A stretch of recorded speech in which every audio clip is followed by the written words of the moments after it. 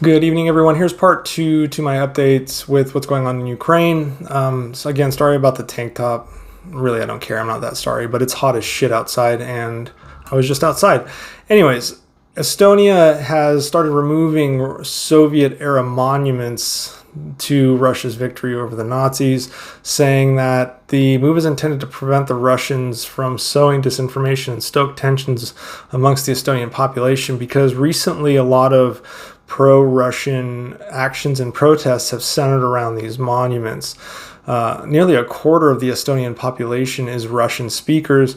However, most, even amongst the Russian speaking population, are overwhelmingly opposed to Russia's war in Ukraine. So this move has been coming as these monuments have been used, and Estonia is not the only country where this is happening. Where in Britain there's some monuments to Soviet leaders, etc., where the Russians are rallying around them as this is, see, countries support us, and they take photos and use them as photo opportunities. So Estonia has just said, you know what, we're moving them, getting rid of them. Interestingly, every monument that had weaponry within Estonia was pointed west, so that it could signify that it was facing down the west. So interesting thought process there. Russia has also unveiled a list of countries that are officially friends to the Kremlin.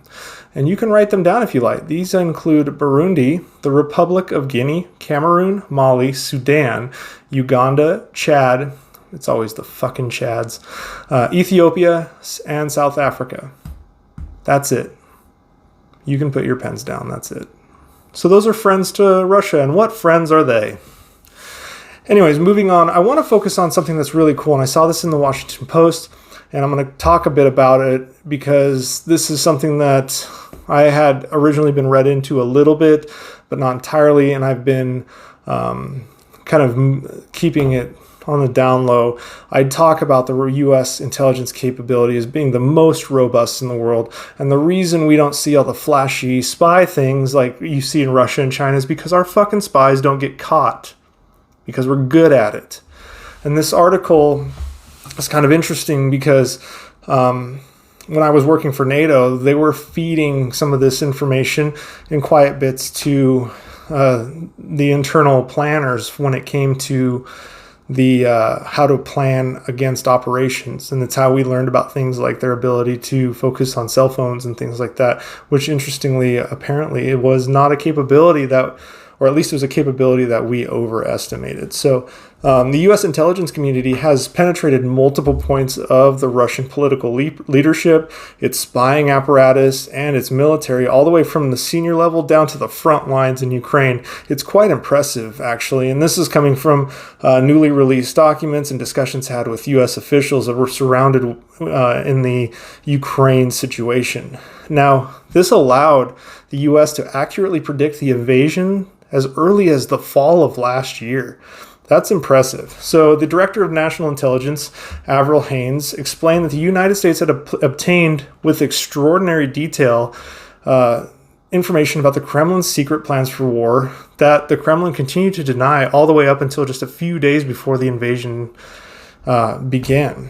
These intelligence pieces included positionings of troops, weaponry, operational strategy, including how they were going to try to take Kyiv, and also finer points within Putin's decision process, such as sharp increases in funding, unusual movements of money, and movements of assets within the economy, as well as funding for contingency operations and a buildup of reserve forces in case there was some sort of issue. They were trying to hide a lot of this under pandemic response, but the U.S. intelligence community saw right through it. And the U.S. started talking about this as not merely an exercise of intimidation, but really was going to be a large-scale invasion and deployment of Russian forces into Ukraine.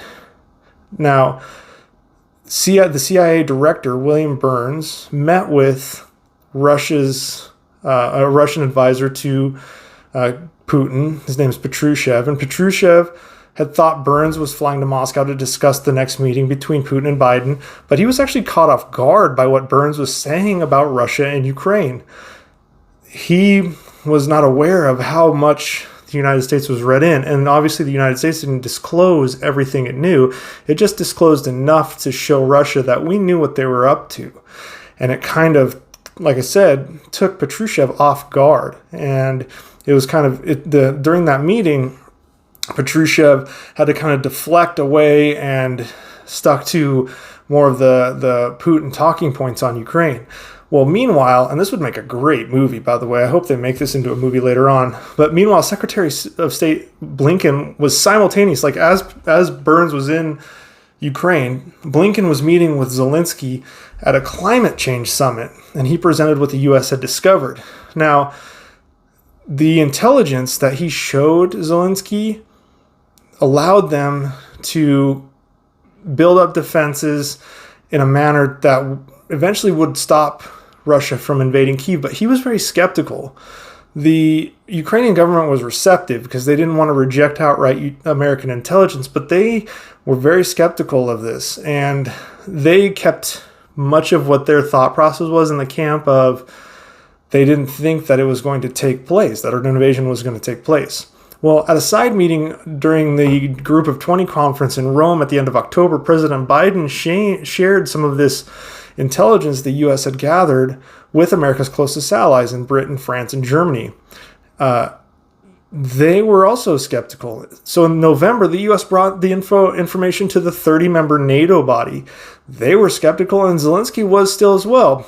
Only the British and the Baltic states, who are naturally kind of eyeing with a air of watchfulness over Russia, were fully on board with what the United States was saying. Even Ukraine said, put yourself in our shoes. You have on the one hand, the U.S. telling you something completely unimaginable, and everyone else blinking an eye to you and saying, this is not what we think is going to happen.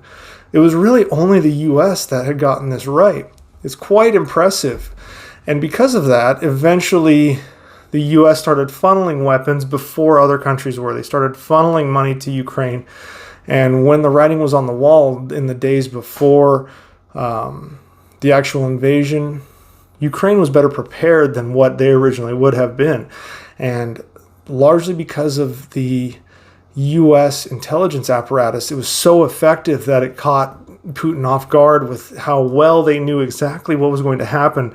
The U.S., and even to this day, continues to provide intelligence on the troop movements and on the individual locations and where they're going to attack, which is making Ukraine the absolutely smaller, weaker force, very powerful against the Russians.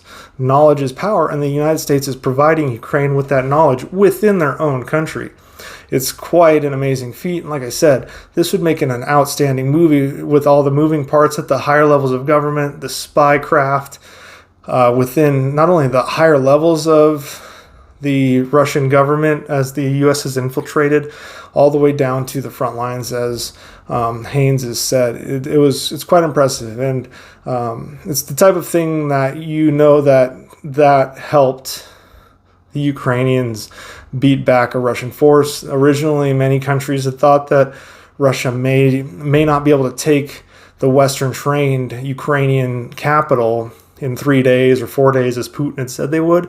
But they thought that, even the U.S. thought that Kyiv would fall in a matter of weeks to months. And here we are this far into the fight, and Kyiv is still standing strong, not even under the potential for an invasion as of right now, as the Russians are largely being pushed back onto their heels in places like Crimea and Sumy, where the Russians try to continue to attack the Sumy Oblast, but inflict essentially zero casualties while sustaining more casualties of their own.